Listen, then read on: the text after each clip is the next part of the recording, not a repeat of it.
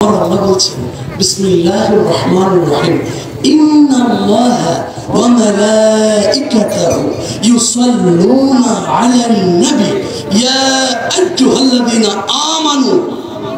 খবরদার, এখানে মুসলমানকে বলা হয় না মুসলমান আর ইমানদার, আসমান জমিন তফাৎ, ফারাক, ঠিক কি না? হ্যাঁ, তবে এটা সত্য, প্রত্যেক ইমানদার মুসলমান, সকল মুসলমান ইমানদার নয়, সকল মুসলমান ইমানদার। তো আল্লাহ ইন্ডিকেট করতেছে ইয়া আইয়ুহাল্লাযীনা আমানু, এই পৃথিবীর ইমানদারেরা, যারা আমি আল্লাহ ছাড়া কিছু বুঝো না, যারা আমার হাবিবকে মহব্বত করো, যারা আমার পক্ষ হয়ে আমার হাবিবকে ভালোবাসো, আমি আল্লাহ আমার ফেরেশতাদেরকে নিয়ে একটা দল গঠন করেছি। ওই দলকে নিয়ে আমি আমার হাবিবের প্রতি ইচ্ছা মতো মনের মতো দুরূদ পড়ি, আমার হাবিবকে সালাম দেই, এমন সালাম দেই এই ইমানদারেরা তোমরাও সেই দলের ভিতরে তাড়াতাড়ি ঢুকে আমার হাবিবকে আমার পক্ষ হয়ে সালাম দিতে থাকো, উচ্চ আওয়াজ বলি সুবহান। সেটাই হলো ইন্নাল্লাহা ওয়া মালাইকাতাহু ইউসাল্লুনা আলান নবী ইয়া আইয়ুহাল্লাযীনা আমানু সাল্লু আলাইহি ওয়া সাল্লিমু তাসলিমা। তোমরা আমার হাবিবের প্রতি সালাত ও সালাম প্রেরণ করো। এটা আমি আল্লাহর কর্ম, এটা আমি আল্লাহর বৈশিষ্ট্য, এটা আমি আল্লাহর ধর্ম, এটা আমি আল্লাহর দলের উসুল, আমি আল্লাহর দলের ফাউন্ডেশন, আমি আল্লাহর দলের ভিত্তি। তাহলে প্রমাণ হয়ে গেল পৃথিবীর মধ্যে যারা নবীকে সালাম দেয়, যারা নবীকে দুরূদ পড়ে, নবীর শানে দুরূদ পড়ে, যারা নবীর শানে দুরূদ পড়ার জন্য স্টেজিং করে, প্যান্ডেলিং করে, বিভিন্ন প্রকারের সামিয়ানা করে, সাজসজ্জা করে, প্রমাণ হয়ে গেল আমরা আর আল্লাহ মিলে এক পার্টি। জোরে বলতে হবে, আমরা আর আল্লাহ মিলে কয় পার্টি? আমরা আল্লাহ ফেরেশতা মিলে কয় পার্টি? আমাদের মার্কা জনাবে আহমদে মুস্তফা মুহাম্মদে মুজতবা সাল্লাল্লাহু তাআলা আলাইহি ওয়াসাল্লাম। উচ্চ আওয়াজ বলি সুবহান। আর কোনো সন্দেহ আছে? তাহলে আজকে থেকে খেয়াল রাখবেন, পৃথিবীর মধ্যে ইমানদারের প্রথম ক্লাস হলো যারা মুস্তফাকে পেয়ে খুশি হয়। আর যারা মুস্তফাকে পেয়ে খুশি নন তারা কখনো যত নামাজি হোক না কেন তারা ইমানদার নন। এবার আসুন, আপনারা বিরক্ত হচ্ছেন, খারাপ লাগতেছে নি?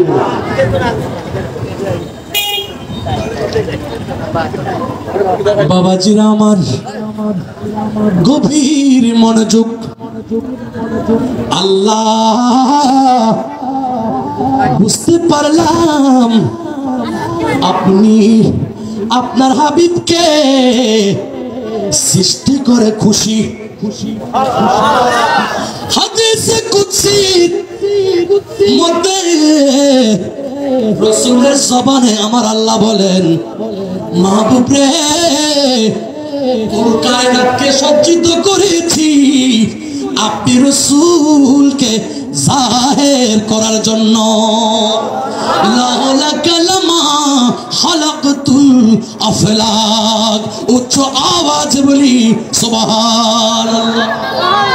ও আল্লাহ, আপনি আপনার হাবিবকে পাঠাইয়া যে খুশি, সেটা কেমন খুশি একটু বিস্তারিত প্র্যাকটিক্যাল ভাবে আমাদের জানার দরকার আছে কিনা?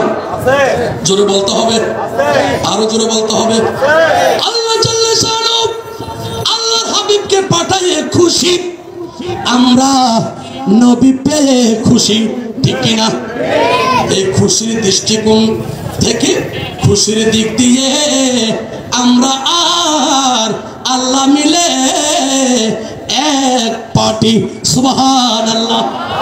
আল্লাহ রে, আপনি যে খুশি সেটার একটা নিদর্শন দেখতে মনে চায়। এই নিদর্শনটা আল্লামা বুরহানুদ্দিন হালবি সিরতে হালবিয়ার মধ্যে, আল্লামা জালালউদ্দিন সুয়ুতি খাসাইসুল কুবরার মধ্যে নোট করেছেন। আল্লাহ যে নবীকে পাঠাইয়া খুশি, এই নিদর্শন, এই কর্ম আগে আল্লাহ থেকে দেখতে হবে না? তাহলে আমরা আর আল্লাহ মিলে যে এক ফাটে, এটা বুঝবো কেমনে? সুবহানাল্লাহ। বন্ধুরা আমার, কিতাবের মধ্যে সিরাতে হালবিয়া এবং খাসাইসুল কুবরার মধ্যে নোট করা হয়েছে, ওয়াকানাত তিলকা সানাতু আল্লাতী হামালা ফিহা বিরাসূলিল্লাহি সাল্লাল্লাহু তাআলা আলাইহি ওয়াসাল্লাম ইউকালু লাহা সানাতুল ফাতহি। যে বছর হায়াতুন নবী কামলিওয়ালা নবী আহমদে মুস্তফা মুহাম্মদে মুজতবা সাল্লাল্লাহু তাআলা আলাইহি ওয়াসাল্লাম মা আমিনার কাছে আগমন ঘটলেন, মা আমিনার গর্ভের মধ্যে আগমন ঘটলেন, সেই বছরকে বলা হয় আল ফাতহি ওয়াল ইবতিহাজ, অত্যন্ত আনন্দপূর্ণ বছর। কেন কেন কেন? কারণ কারণ কারণ হলো সেই বছর তো আমার নবীজি মা আমেনার গর্ভের মধ্যে তশরিফ এনেছেন। আল্লাহ বলছেন আমেনাকে পাঠায়ে আমি খুশি, এমন খুশি সেটার একটা বহি প্রকাশ হলো ফা ইন্না কুরাইশান কানাত ক্বাবলা যালিকা ফি জাদাবিন ওয়া যায়কিন আযীম।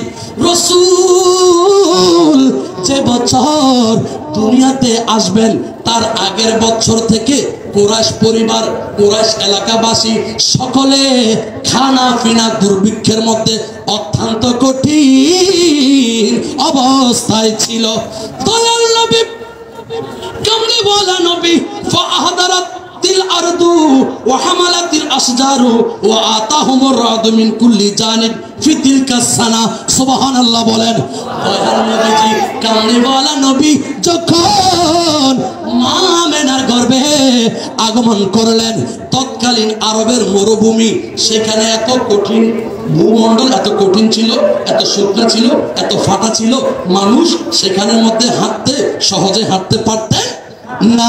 আল্লাহ কুদরতি পক্ষ থেকে ভূমণ্ডলকে এমন কাদা যুক্ত করে দিলেন, ওই ভূমণ্ডল থেকে এমন সুন্দরভাবে গাছপালা তরুলতা উৎপন্ন হতে লাগলো, শাখা ডাল পোশাকা সম্পূর্ণ উড্ডীন হয়ে ফল ফলা দিয়ে এমন ভাবে গাছের মধ্যে ধরতে শুরু হলো। আমার আল্লাহ প্রমাণ করে দিলেন আমার হাবিবকে পাঠাইয়ে আমি আল্লাহ খুশি।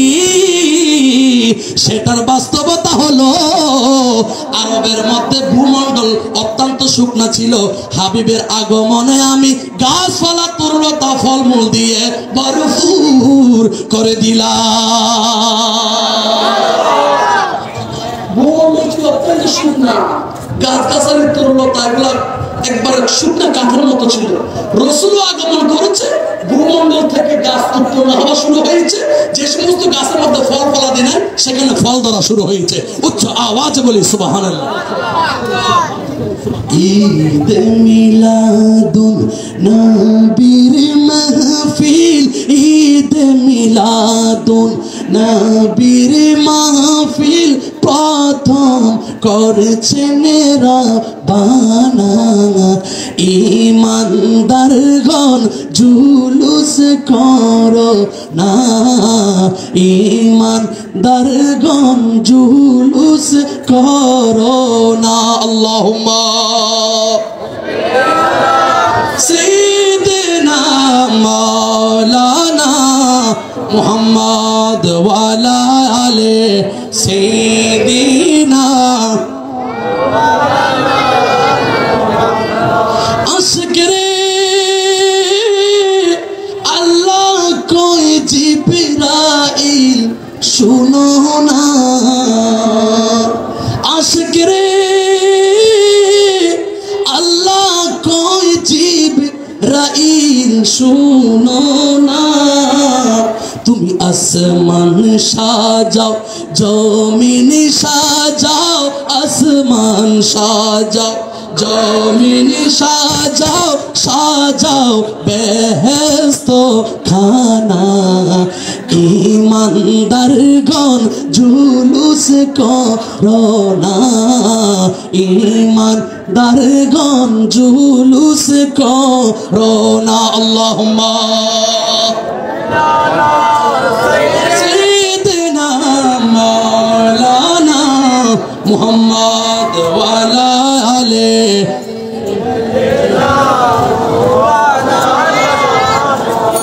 বুঝতে কষ্ট হচ্ছে? খারাপ লাগতেছে? মনে পড়তে, কারণ আমাকে যেহেতু বিষয় দিচ্ছেন আমি সম্পূর্ণ ধার্মিকভাবে কথা বলবো, কোনো কিস্তা কাহিনী দিকে যাবো না। আলহামদুলিল্লাহ বলেন। বন্ধুরা আমার, এবার আসুন সহিহ মুসলিম শরীফের মধ্যে, সিয়াসিত্তার মধ্যে অন্যতম একটি কিতাব হলো সহিহ মুসলিম শরীফের মধ্যে কিতাবুস সুহুদ ওয়ার রাকায়েক এই অধ্যায়ের মধ্যে এসেছে, বাবুল হিজরার মধ্যে এই হাদিসটুকু এসেছে, আমার রাসূল দুনিয়াতে আগমন করেছেন কিবার, তারিখটা কত ছিল জোরে বলতে হবে, 12 রবিউল আউয়াল। 12 রবিউল আউয়াল কামনেওয়ালা নবী পৃথিবীতে আগমন করেছেন। দিনটা ছিল সোমবার, কিবার, ঠিক তদরূপ আমার রাসূল মক্কা থেকে মদিনার মধ্যে যখন হিজরত করতেছেন, ওই হিজরতের দিনটা ছিল সোমবার, তারিখটা ছিল 12 রবিউল আউয়াল। সুবহান। আমাকে কষ্ট দেওয়া হয়েছে সাহাবায়ে কেরামের জীবন থেকে তথা হাদিস থেকে ঈদে মিলাদুন নবী সাল্লাল্লাহু তাআলা আলাইহি ওয়াসাল্লাম পালনের গুরুত্ব। আলহামদুলিল্লাহ বলেন। বন্ধুরা আমার রাসূল যখন মক্কা থেকে মদিনার মধ্যে 12 রবিউল আউয়াল সোমবার আগমন করতেছেন, রাসূল দুনিয়ার মধ্যে সর্বপ্রথম জন্মগ্রহণ করা তথা তশরিফ আনা, এটাও আগমন। মক্কা থেকে মদিনা ওই একই তারিখে আসা, সেটাও আগমন, সেটাও কি আগমন, দুটোটা কিন্তু একই। সুবহানাল্লাহ বলেন। রাসূল যখন মক্কা থেকে মদিনাতে আসার শুভ সংবাদ মদিনার সাহাবায়ে কেরামের কর্ণপাত হলো, কর্ণগোচর হলো। সাহাবায়ে কেরাম যখন জানতে পারলেন মক্কা থেকে রাসূল আজকে সোমবার মদিনায় আসবে, এই শুভ সংবাদ যখন চতুর্দিকে আবাল বৃদ্ধ বনিতা নারী পুরুষ সর্বলোকের সমস্বরে যখন চতুর্দিক থেকে এই এলান চতুর্দিকে পাবলিশ হতে লাগলো, সবাই মদিনার সাহাবায়ে কেরাম বলতে লাগলেন ফাসাহিদার রিজালু ওয়ান নিসাউ ফাওকাল বুয়ুতি ওয়া তাফাররাকাল কিলমানু ওয়াল খুদ্দামু ফিত তরিকি ইউনাদুনি ইয়া মুহাম্মাদু ইয়া রাসূলুল্লাহ ইয়া মুহাম্মাদু ইয়া রাসূলুল্লাহ। উচ্চ আওয়াজে বলি সুবহান। মদিনার আবাল বৃদ্ধ যুবক সাহাবী রাসূলগণ ছাদের ঘরের ছাদের উপরে গিয়ে তাকিয়ে থাকতে লাগলেন, দয়াল নবী কখন কোন দিক দিয়ে আসতেছে। হাতের মধ্যে ছোট ছোট ফেরাক দিয়েছেন পতাকা নিয়ে ঘরের ছাদের মধ্যে, ফাসাইদার রিজালু ওয়ান নিসাউ নারী পুরুষেরা ফাওকাল বুয়ুতি ঘরের ছাদের উপরে দাঁড়িয়ে নবীর দিকে তাকাতে লাগলেন, কোন দিক দিয়ে নবী আসতেছে। নবীকে সবিনয় সম্ভাষণ জানাবে, নবীকে আহলান সাহলান মারহাবান ইয়া রাসূলুল্লাহ বলে সবিনয় সম্ভাষণ দিয়ে মনের অভিনন্দন, মনের ভালোবাসার উচ্ছ্বাস প্রকাশ করবে। সুবহানাল্লাহ বলেন। এইদিকে রাস্তার মধ্যে বড় বড় শাবক সেবিকারা, ছোট ছোট কিশোর কিশোরীরা হাতের মধ্যে পতাকা নিয়ে আমার রাসূল সাল্লাল্লাহু তাআলা আলাইহি ওয়াসাল্লামের স্লোগান দিতে লাগলো। স্লোগান দিয়ে এইভাবে বলতে লাগলো, ইউনাদুনি ইয়া মুহাম্মাদু ইয়া রাসূলুল্লাহ ইয়া মুহাম্মাদু ইয়া রাসূলুল্লাহ। উচ্চ আওয়াজে বলি সুবহান।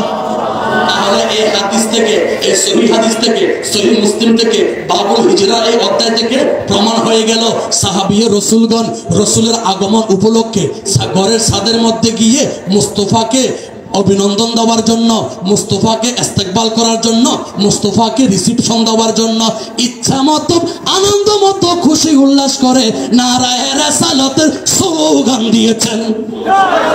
ঠিক কিনা বলেন? তাহলে এই সমাজের মধ্যে এবং এই মিডিয়ার মধ্যে যারা শুনতেছে, আমাদের দেশের মধ্যে যারা ইউটিউবের মধ্যে, ফেসবুকের মধ্যে, ইন্টারনেটের মধ্যে, ইমোর মধ্যে, হোয়াটসঅ্যাপের মধ্যে যারা ফতোয়া নিক্ষেপ করে, এইভাবে দয়াল নবীজির আগমনে জুলুস করা, দুরূদ পড়া, ঈদ মিলাদুন নবী করা বেদাত, তাদেরকে এই জবাবটা আপনারা দিতে পারবেন কিনা? জোরে বলতে হবে, আরো জোরে, আরো জোরে।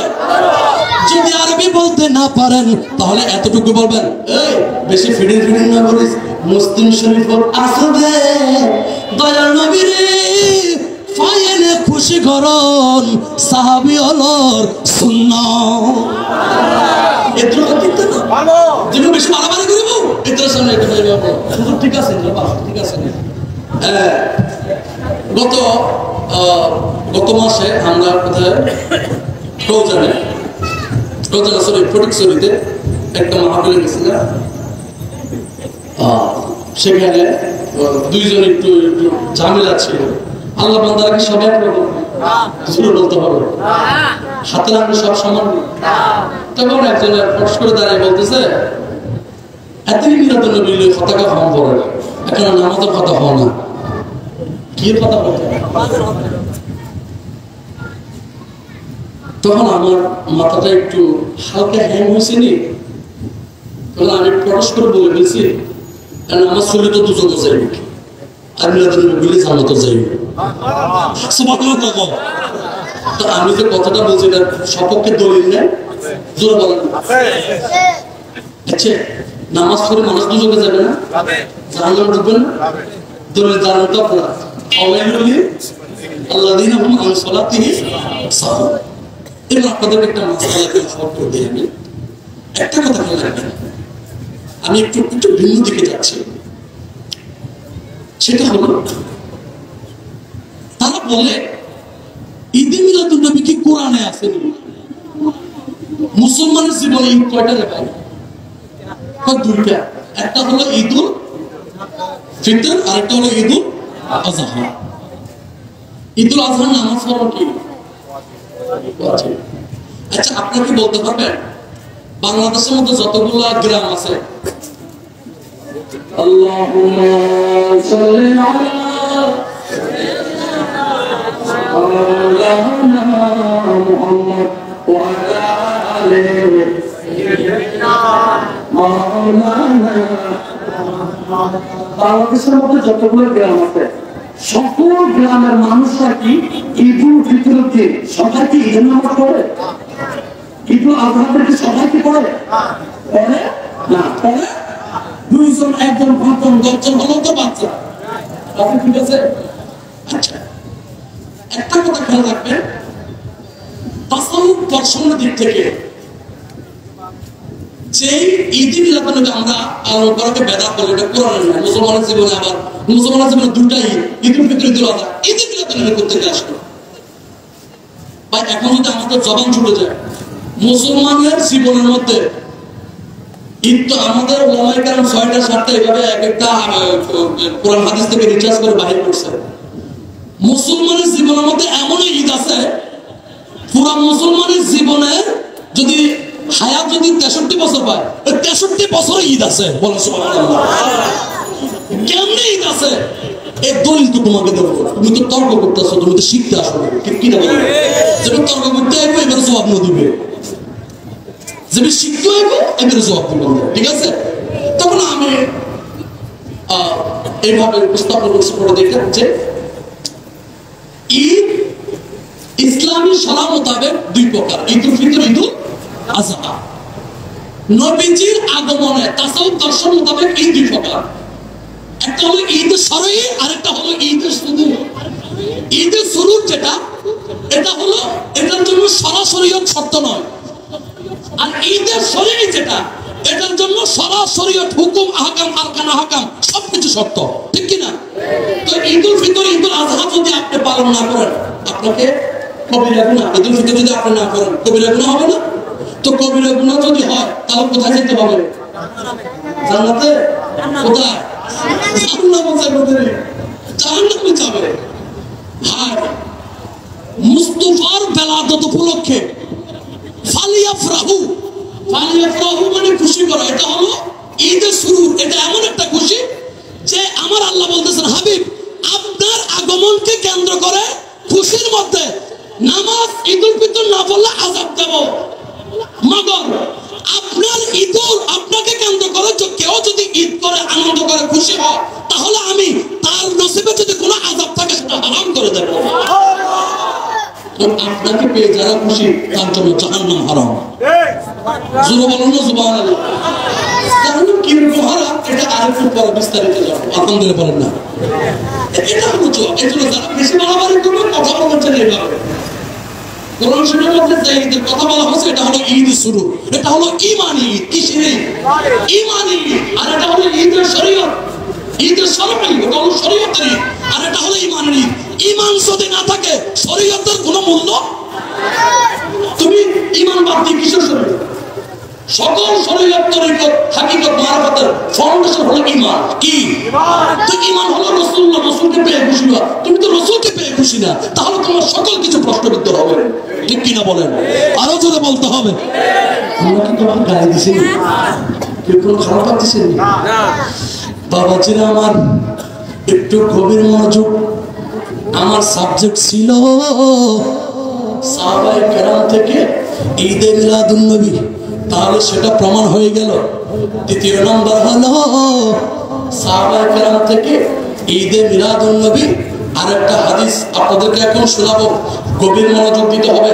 আল্লাহুম্মা সাল্লি আলা সাইয়্যিদিনা মাওলানা মুহাম্মদ ওয়া আলা আলি সাইয়্যিদিনা মাওলানা। কিছুক্ষণ আগে আমি বলেছিলাম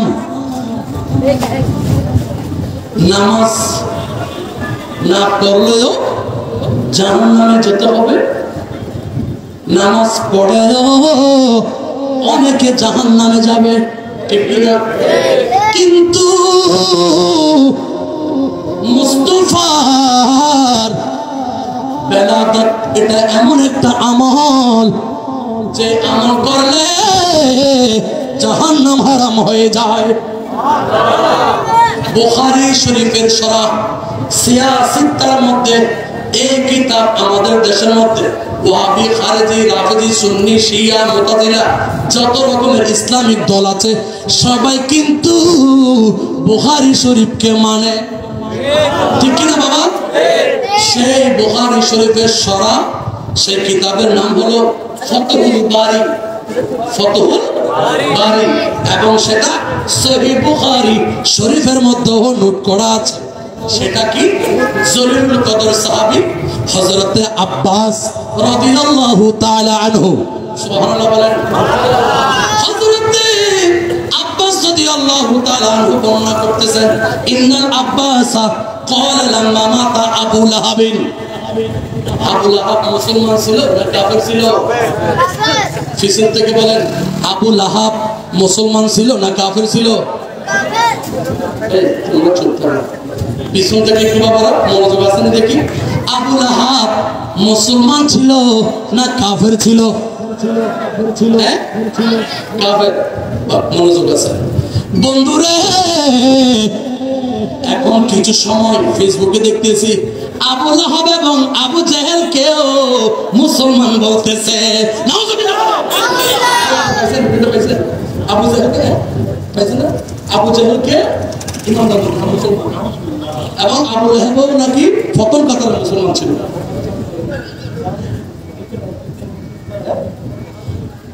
কথা বুঝতেছে? যারা আবু লাহাব এবং আবু জেহেলকে মুসলমান বলতেছে তারা কেমন মুসলমান? এই হাদিসটা, তারা কি আদৌ ইমানদার না মুসলমান, তাদের সকল কিছু যে প্রশ্নবিদ্ধ, এই হাদিসটা এখন তেলাওয়াত করলে বুঝতে পারবে। ইন্নাল আব্বাসা ক্বালা, হযরত আব্বাস রাদিয়াল্লাহু তাআলা হতে বর্ণিত, তিনি বলতেছেন লাম্মা মাতা আবু লাহাবিন, আবু লাহাব যখন মারা গেল। কি গেল? মারা গেল। বলতে হবে মারা গেল।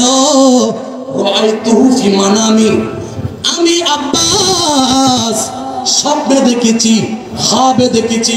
এখানে একটা মাসালা, সেই মাসালাটা হলো ইমানদার মুমিন আল্লাহ ওয়ালাদের খাব স্বপ্ন বেশারত হলো সহিহ বুখারী শরীফের মধ্যে এসেছে নবুয়তের 46 ভাগের 1 ভাগ।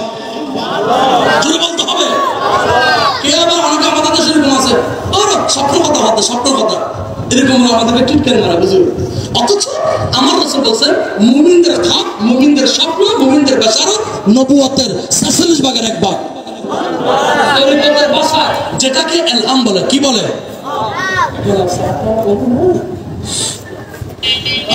আল্লাহুম্মা সাল্লি আলা সাইয়্যিদিনা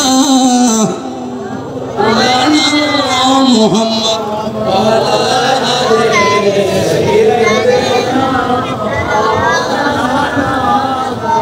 अजीद मिला दुन्नबी महफिल चलते से, अजीद मिला दुन्नबी महफिल चलते से, आनंद उल्लासे सारा, आनंद उल्लासे सारा जगत जुड़ेছে, अजीद मिला दुन्नबी महफिल चलते से, अजीद मिला दुन्नबी महफिल चलते से। अल्लाहुम्मा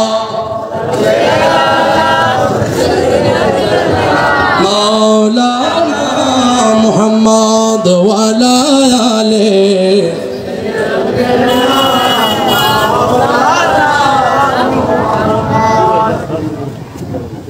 পশু পাখি বিকলতা মানবার দানব নারায়ের রিসালাত বলে করতেছে উৎসব, ঠিক না?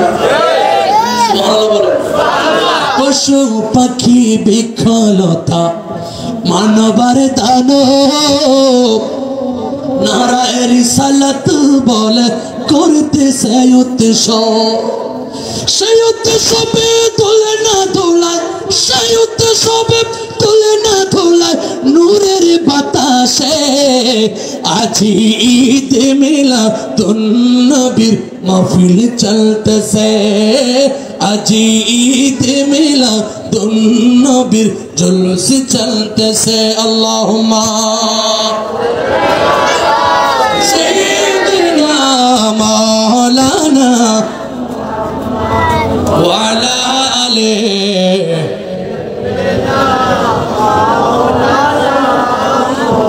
ماذا اللهم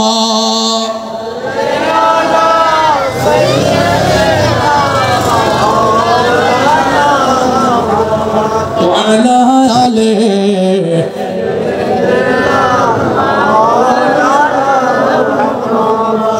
বাবাজিরা আমার নবীজির সাহাবী হযরত আব্বাস রাদিয়াল্লাহু তাআলা আনহু বর্ণনা করতেছেন কি লাম্মা মাতা আবু লাহাবিন, আবু লাহাব যখন মারা গেল, রাআইতুহু ফি মানামি, আমি আব্বাস স্বপ্নে দেখলাম, বাদা হাউলিন ফি শাররি হাল, 1 বছর পরে অত্যন্ত খারাপ অবস্থায় আবু লাহাবকে স্বপ্নে দেখলাম।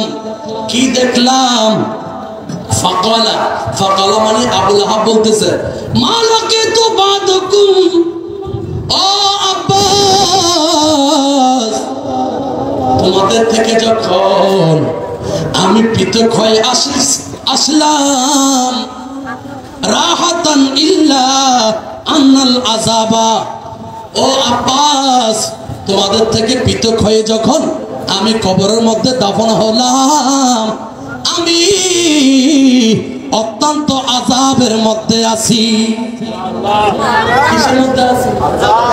আযাবের মধ্যে আছি, অত্যন্ত শাস্তি আমাকে দেওয়া হচ্ছে। ইউখাফফু আন্নি কুল্লা ইয়াউমি ইসনাইন, কিন্তু প্রতি সোমবার যখন আসে তখন আমি আবু লাহাবের আযাবকে হালকা করে দেওয়া হয়। প্রতি সোমবার যখন আসে আমি আবু লাহাবের কবর আযাব কি হয়ে যায়? জোরে বলেন রে বাবা, হালকা হয়ে যায়, ঠান্ডা হয়ে যায়, আমি একটু আরামে থাকি। এই হাদিসটা নোট করা হয়েছে বুখারী শরীফের সরা ফাতহুল বারির মধ্যে, এবং এই হাদিসটাকে বিশদভাবে ব্যাখ্যা দিচ্ছে সহিহ বুখারীতে। কি প্রশ্ন করা হলো, ওরে আবু লাহাব, প্রতি সোমবারে কেন তোমার কবরের আযাবকে হালকা করে দেওয়া হয়? আবু লাহাব বলতে লাগলেন, যেদিন রাসূল কারীম রউফুর রহিম সাল্লাল্লাহু তাআলা আলাইহি ওয়াসাল্লাম দুনিয়ার মধ্যে আগমন করলেন, সেই বারের নাম কি? আবু লাহাব বসা অবস্থা, তার দাসী সুয়াইবা এসে আবু লাহাব বলতে লাগলো, ওগো মুনিব, আপনার তো 32 পুত্র হয়েছে, এমন সুন্দর চার চেহারা দিয়ে নূরের আলো দেখা যাচ্ছে। এই শুভ সংবাদ আবু লাহাব যখন তার আপন দাসী থেকে শুনলেন, আবু লাহাব বলতে লাগলেন, দাসী রে, আজকে থেকে তোমাকে আমি আজাদ করে দিলাম। এমন একটা শুভ সংবাদ আমাকে শুনিয়েছ, আমার 32 পুত্র হয়েছে, আমি তো অনেক খুশি। সুবহানাল্লাহ বলেন। আবু লাহাব, কেন সোমবার তোমার আযাব হালকা? বলে যে আযাব হালকা করে দেওয়া হয় সোমবার একটি মাত্র কারণ, সেই কারণটা হলো দয়াল নবীর আগমনে দাসী সুয়াইবা যখন আমাকে শুভ সংবাদ দিল, সেই দিন সোমবার আমি আমার দাসীকে মুক্ত করে দেওয়ার কারণে আমার আল্লাহ আমার কবরের আযাবকে হালকা করে দিয়েছে। তাহলে প্রমাণ হয়ে গেল, একজন কাফের সে যদি, আবু লাহাব একজন কাফের হয়েছে, যদি দয়াল নবীর আগমনে এক জররা পরিমাণ খুশি হয়, আমি এক জররা বলতেছি, এক জররা পরিমাণ খুশি হয়ে যদি তার দাসীকে মুক্ত করে দেয়। আরে ভাই, আমরা খিল্লাপাড়াবাসী, পরদিঘির পাড়া এলাকাবাসী, আমরা তো মুস্তাফার কলমা পড়ে, মুস্তাফার প্রতি, আল্লাহ তার রাসূলের প্রতি ঈমান এনে 5 ওয়াক্ত 5 বার মুস্তাফাকে সালাম দেন, ঠিক কি না?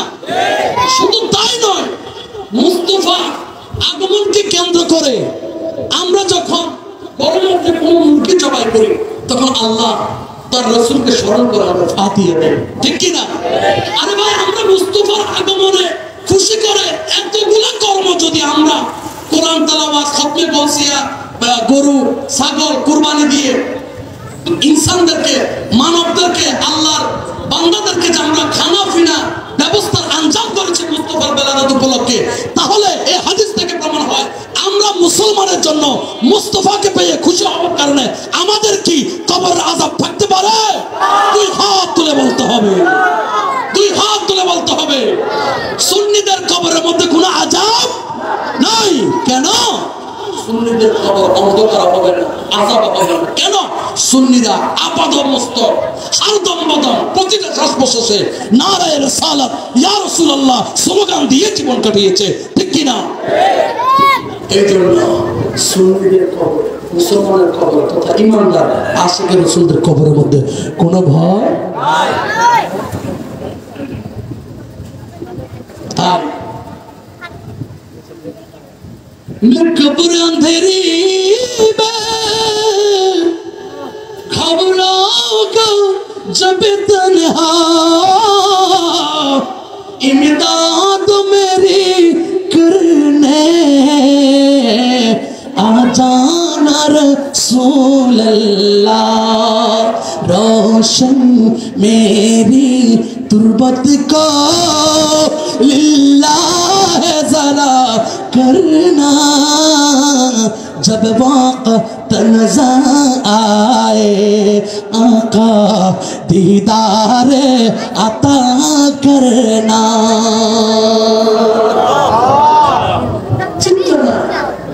এই আশিক রাসূলরা এই অন্তত এই আমলটুকু অন্তরের মধ্যে নিয়ে তারপরে সালাতের মধ্যে যাও, নবীকে পেয়ে খুশি হয়ে ওই খুশির মনোভাব নিয়ে সালাতে যাও।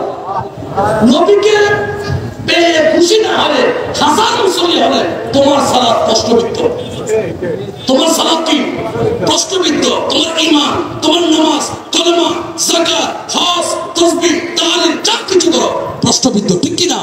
কেন?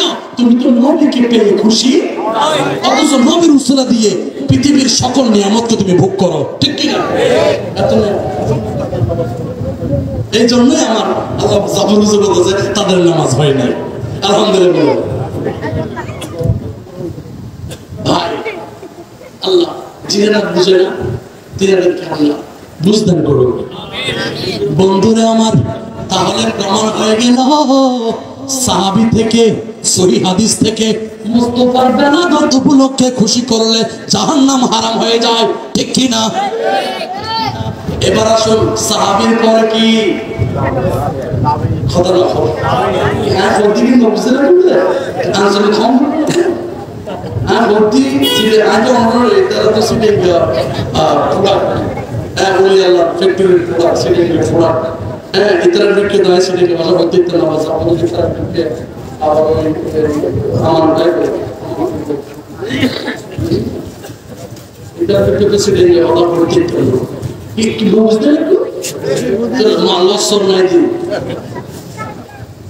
ইতরার বিক্রি সিটে ভালো ভর্তি তো আমি আমার মতো করে বলতেছি আর বিক্রি করে করতে বুঝতে লাগবেন তো না বেশি তো না। আমাদের মুস্তাফিজুর রহমান শাহজাহান মসজিদের ফকির বলতেছে আমাদের এবেরই অরিজিনাল সিটে নিয়ে আলহামদুলিল্লাহ বলেন। এটা চিটাঙ্গের ভাষাটা আমি আপনাদের থেকে শিখছি, আপনাদের থেকে এটা শিখছি। তবে চিটাঙ্গের ভাষাটা অত্যন্ত জটিল, কঠিন। এটা শিখতে পারাটা একটা বিশাল বিষয়। আলহামদুলিল্লাহ আমাকে মনে হয় আল্লাহ ওলিরা দয়া করছে বিধা এসে একটু বলতে পারে। অনেকে চিটাঙ্গে বললে দেন মহালের বিক্রি হবে, ঠিক আছে না? কত ঠিক কম দেয়, এটা কম দিয়ে বলতে পারে না, কম দেবো আল্লাহ বুঝদার করুক। আমি সাহাবীর পরে কি আসুন, আমার সাবজেক্ট ছিল কোরআন থেকে, সুন্নাহ হাদিস, সাহাবী থেকে, তাবী থেকে। তাবীর মধ্যে একজন শ্রেষ্ঠ তাবী হলো হযরতে হাসান বসরি, যিনি মাওলা আলী কাররামাল্লাহু ওয়াজহাহুর খলিফা। নাম কি বলেছি? হাসান বসরি। আমার এখানে সাবজেক্ট দুটো, এই জন্য এখন আমি আস্তে আস্তে শুনবে পয়েন্টে পয়েন্টে বলে যাচ্ছি। হযরতে হাসান বসরি রাদিয়াল্লাহু তাআলা আনহু, এই হাদিসটা আল্লামা হাফেজ ইবনে হাজার হাইতামি রহমাতুল্লাহি আলাইহি নিয়ামাতুল কুবরা এই কিতাবের মধ্যে নোট করেছেন। আলহামদুলিল্লাহ বলেন। যতগুলো কিতাবের নাম বললাম ততগুলো কিতাব আমাদের দেশের মধ্যে যত রকমের ইসলামী দল আছে সবাই কিন্তু পড়ে, ঠিক কি? তাফসীর জালালাইন পড়ে না, জালালউদ্দিন সুয়ুতির কিতাব পড়ে না, আল্লামা মুহাম্মদ হালাবির কিতাব সিরাত হালাবি পড়ে না, সবগুলো পড়ে। এত কিছু পড়ার পরেও নবীর আগমনকে কেন্দ্র করে জুলুস করা, খুশি করা, আনন্দ করা, এত কিছু দেখার পরেও মিলাদুন নবীকে বেদাত বলা, এটাকে মূর্তি পূজার সাথে তুলনা দেওয়া, আমরা বুঝে নিতে পারি ডাল মে কুছ কালা হে, ডাল মে কুছ কালা হে। আমাদের সন্দেহ লাগে আপনার কি কোনো পশ্চিমবঙ্গের কোনো এজেন্ডা বাস্তবায়ন করতে চাচ্ছেন কিনা? তাহলে মিলাদুন নবী বললাম তো পেরোর নামা পাবে না, ঠিক কিনা বলেন? কারণ মুসলমান সে যদি ইসলাম এর কলমা যদি পড়ে থাকে, সে তো মিলাদুন নবীকে মূর্তি পূজার সাথে তুলনা দিতে পারে? জোরে বলেন পারে? আপনি ইউটিউব করে দেখেন, ঈদে মিলাদুন নবীকে মূর্তি পূজার সাথে তুলনা দেওয়া হয়েছে। আল্লাহ আপনাদেরকে সহি বুঝদান করুক, আমিন। খবরদার কিনা এবং তাদেরকে গালাগালি করা যাবে। আমাদের দেশের মধ্যে কিছু লোক রয়েছে তারা গালাগালি করে, খবরদার গালাগালি করা যাবে। আল্লাহ আমাদেরকে সেগুলো থেকে হেফাজত করুক, সবাই পড়ি আমিন। এবার আসুন সাহাবীর পরে কি তাবী, যিনি কাকে দেখেছে? সাহাবীকে দেখেছে। সুবহানাল্লাহ বলেন। সেই তাবীর মধ্যে একজন শ্রেষ্ঠ তাবী হলো হযরতে হাসান বসরি রাদিয়াল্লাহু তাআলা আনহু। এই হাদিসটুকু নিয়ামাতুল কুবরার মধ্যে নোট করা হয়েছে। নিয়ামাতুল কুবরা এই কিতাবটা লিখেছেন হাফেজ আল্লামা ইবনে হাজার হাইতামি রহমাতুল্লাহি তাআলা আলাইহি। হাসান বসরি বলতেছেন, ওয়াদাতু লাউ কানা লি মিসলু জাবালি উহুদিন সুবহানাল্লাহ বলেন। যাহাবান ফানফাকতুহু আলা কিরাআতি মাউলিদিন নবী সাল্লাল্লাহু তাআলা আলাইহি ওয়া আলিহি ওয়া বারিক ওয়া সাল্লিম। সুবহানাল্লাহ। হযরত হাসান বসরি বলতে লাগলেন, দয়াল নবীজির আগমনকে কেন্দ্র করে আমার থেকে যদি উহুদ পরিমাণ স্বর্ণ থাকতো, আমি সেই স্বর্ণ মুদ্রাগুলো দয়াল নবীজির ভালোবাসায় খরচ করে দিতাম। আমার কাছে যদি উহুদ পরিমাণ যদি স্বর্ণ থাকতো, উহুদ পাহাড় পরিমাণ যদি স্বর্ণ রূপে থাকতো, আমি সবগুলো দয়াল নবীজির ভালোবাসা উৎসর্গ করে দিতাম।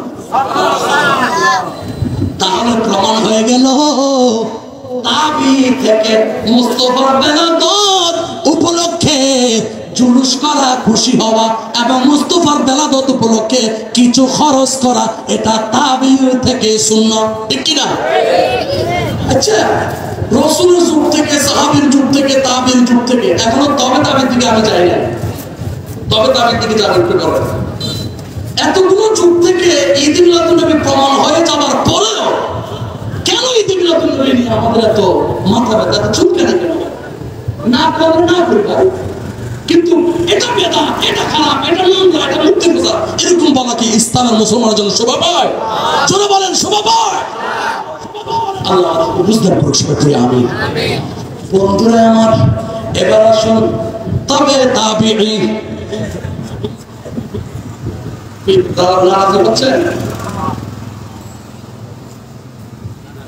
আপনারা দয়া করে একটু সামনের দিকে চলে আসেন, একটু দয়া করে, সামনে অনেক জায়গায় খালি, অনেক জায়গায় খালি, একটু সামনের দিকে চলে আসেন, মেহেরবানি করে একটু সামনের দিকে চলে আসেন। মানুষরা দাঁড়াইতে পারতেছে না, যারা দাঁড়িয়ে রয়েছে তারা প্যান্ডেলের ভিতরে ঢুকে যান, সামনে চলে আসেন।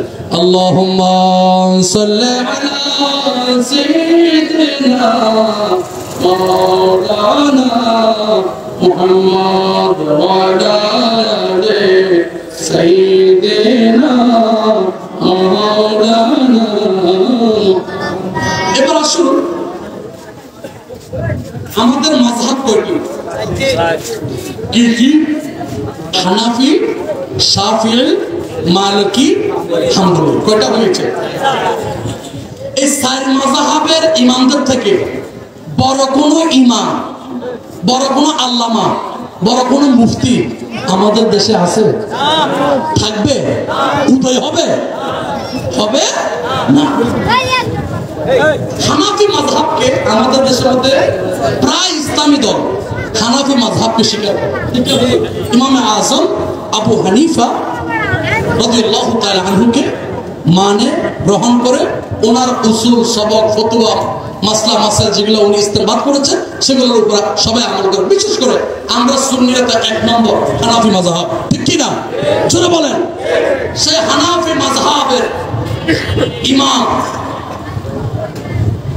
ইমাম আযম আবু হানিফা রাহমাতুল্লাহ তাআলা আলাইহি কসিদায়ে নুমানের ভিতরে উনি নোট করেছেন যে প্রতি বছর ইমাম আযম আবু হানিফা কসিদায়ে নুমানের মধ্যে এসেছে রাসূলে আরবীর শান আজমত আলোচনা শের আলোকে সুর দিয়ে পালনের মধ্য দিয়ে রাসূলের বেলাদতকে পালন করতে। সুবহানাল্লাহ, বলেন না সুবহানাল্লাহ। ইমাম আযম আবু হানিফা কসিদায়ে নুমানের ভিতর কি লিখতেছেন? মুস্তাফার বেলাদত উপলক্ষে মুস্তাফার শান ও আজমত কিভাবে বয়ান করতেছেন, মুস্তাফাকে পেয়ে খুশি হয়ে উনি লিখতেছেন, আনতাল্লাযী লাম্মা রুফি'তা ইলা সামা বিকা কাদ সামাত ওয়া তাযায়্যানাত লিসুরাকা। সুবহানাল্লাহ। ইয়া রাসূলুল্লাহ, ইয়া হাবিবাল্লাহ, আসমান এত সৌন্দর্য মণ্ডিত, এত উঁচু হয়েছে আপনি রাসূলকে আসমানে আসীন করার কারণে, আপনাকে আসমানে উত্তোলন করার কারণে আসমান এত উঁচু হয়েছে। আমরা আসমানের নিজস্ব কোনো অস্তিত্ব নাই। এটা কে বলতেছে? ইমাম আযম আবু হানিফা। এইভাবে কসিদা পড়ে ইমাম আযম আবু হানিফা আমার নবীজির বেলাদত পালন করেছেন। তারপরে কি বলতেছে? আনতাল্লাযী লাম্মা হুয়া আবাকা। ইমাম আযম আবু হানিফা বলতেছে নিজের ত্রুটির কারণে মুস্তাফাকে ওসিলা নিয়ে আল্লাহর দরবারে ইস্তেগফার করেছে, মুস্তাফার ওসিলা আল্লাহ ওনাকে ক্ষমা করে দিয়েছে। সুবহানাল্লাহ বলেন। আচ্ছা, যদিও হযরতে বাবা আদম আলাইহিস সালাতু ওয়াস সালাম হলো আমার নবীজির পূর্বপুরুষ তথা পিতা, ঠিক কি না? তারপরে উনি বলতেছেন ওয়াবিকাল খলিলুদ দুআ ফাসারাত নারুহু বারাদান ওয়া কাদ খামিদাত বিনূরি সানাকা। ইব্রাহিম খলিলুল্লাহকে যখন নমরুদ আগুনের অগ্নিকুণ্ডে যখন নিক্ষিপ্ত করা হয়েছিল, তখন ইব্রাহিম খলিলুল্লাহ আমার রাসূলের উসিলা নিয়ে দোয়া করার সাথে সাথে তার আগুন ঠান্ডা হয়ে গিয়েছিল। ভাই, মাযহাবের ইমামগণ এইভাবে আমার নবীজির বেলাদতে খুশি হয়ে মুস্তাফার শান ও আজমত বয়ান করেছেন, ঠিক কি না?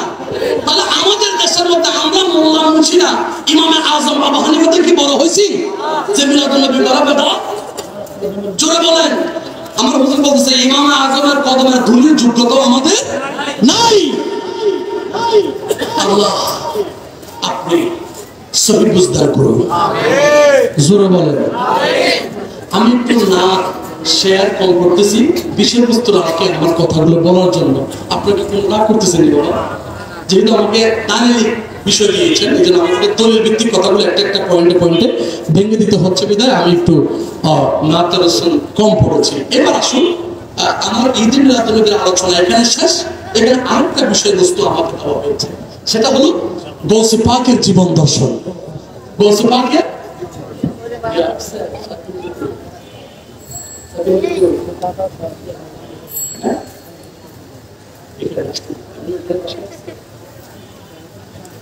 আল্লাহুম্মা সাল্লি আলা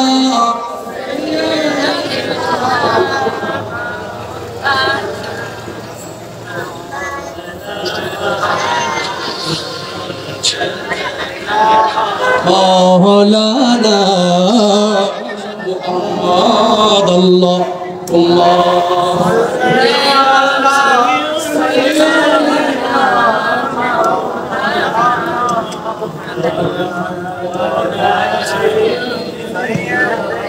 মাওলানা।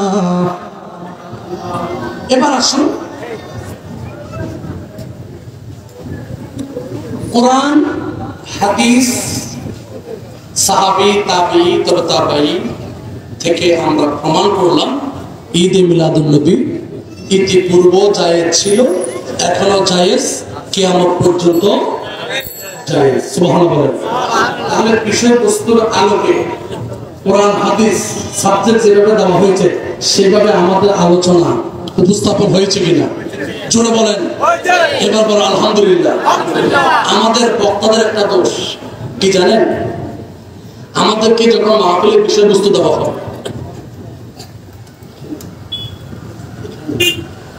আমাদেরকে যখন বিষয়বস্তু দেওয়া হয়, আমরা বিষয়বস্তুর আলোকে কথা বলি না। আমরা ওই 1972 সালের ইতিহাস, 1982 সালের ইতিহাস, উম্মুকের কাহিনী, উম্মুকের সম্মুখের কাহিনীগুলো নিয়ে সময় পাস করি, ঠিক কিনা বলেন? কতক্ষণ নাচ করে কেরাত করি, আমরা সময় কাটাই দেই। খোরাক, দর্শক আশেক রাসূলদের যেটা মনের খোরাক, যেটা তৃপ্তি, সেটা আমরা নিবারণ করতে পারি না। কেন জানেন? আমরা তো এটার পাগল, কারণ আমরা তিনটা রাখি এটার উদ্দেশ্যে, যার কারণে আপনাদের হক আপনাদেরকে আমরা দিতে চাই নাই। আজকে এই আমার এই সমাজের মাহফিলের জন্য আজকে আমার দুইটা প্রোগ্রাম আসছিল, একটা আনোয়ারা থেকে আরেকটা ফটিকছড়ি থেকে। আমি রাখি নাই, আমি রাখি। আমি যদি কোনো মিথ্যা কথা বলবো না, আপনার দরকার জরুরি নামাজে আমি বিদায় নেই, তুমি তাই আজ দিন একটা দিন বাচ্চা না বাচ্চা না আমি গলা থেকে দিতে দেখতে না, আমি বিপদে যাচ্ছি করতে আমি গেইনি নামাজে। क्या এটা আপনাদের হক, আপনারা আমাকে ভালোবাসেন, আমি আপনাদেরকে ভালোবাসি। তো ভালোবাসার সুবাদে আপনাদেরকে কিছু যদি কোরআন সুন্নাহর গবেষণা থেকে যদি কিছু দিয়ে যেতে না পারে, আল্লাহর দরবারে আমি ধরা খাবো না? ধরা খাবো কিনা? তখন আপনারা পর্বত হুজুর তো এই বললে এই বইকে বাকি, তখন আপনারা আমাকে গালি দিবেন। আল্লাহ আপনাদেরকেও রক্ষা করছে, আমাকেও হেফাজত করছে, বলেন আল্লাহুম্মা আমিন।